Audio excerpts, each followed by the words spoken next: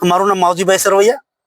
આજે અહીંયા આવ્યો અને રજૂઆત કરી ભાઈએ કે સામાજિક ન્યાય સમિતિ એમાં કાયદામાં જોગવાઈ છે કે ચૂંટાયેલા સભ્યો હોય એના ચેરમેન થઈ શકે. માનો કે દલિત સમાજના 2 ચૂંટાયેલા હોય અને એક વિપક્ષમાં અને એક પક્ષમાં હોય તો ગમે 2 માંથી એક થઈ શકે ચેરમેન. પરંતુ જે ભાઈ માણસ ચૂંટાયેલો નથી, જેને ખબર નથી, એને બેહાડી દીધો સામાજિક ન્યાય સમિતિના ચેરમેન માટે. ભાઈ ડીડીઓ શ્રીને રજૂઆત કરી છે, ટીડીઓ શ્રીને રજૂઆત કરી છે અને 15 દિવસમાં પ્રશ્ન ન ઉકેલાય તો અમારી ગણતરી એવી છે કે અમારે આંદોલન કરવું. કે આ તાનાશાહી સરકારની નિયમ હોવા છતાં નિયમ ભંગ કરી અને જે લોકો જીત્યા નથી, જે લોકો એના દાહેવતા કરે છે, જે લોકો એની સાથે રહે છે એને ચેરમેન બનાવી દેવાના. જેને કોઈ કાયદેસર ચૂંટણી લડવી પડે, ચૂંટણી લડ્યા સિવાય ચેરમેન ન થઈ શકે, છતાં ચૂંટાયેલો સભ્ય છે એમ નામ છે અને નથી ચૂંટાયેલો ચેરમેન થઈને બેઠો છે. આ બાબતે અમારો વિરોધ છે અને આ બાબતે અમે માનની જિગ્નેશભાઈ મેવાણીને અને ઉપર ગાંધીનગર રજૂઆત કરવાના છીએ.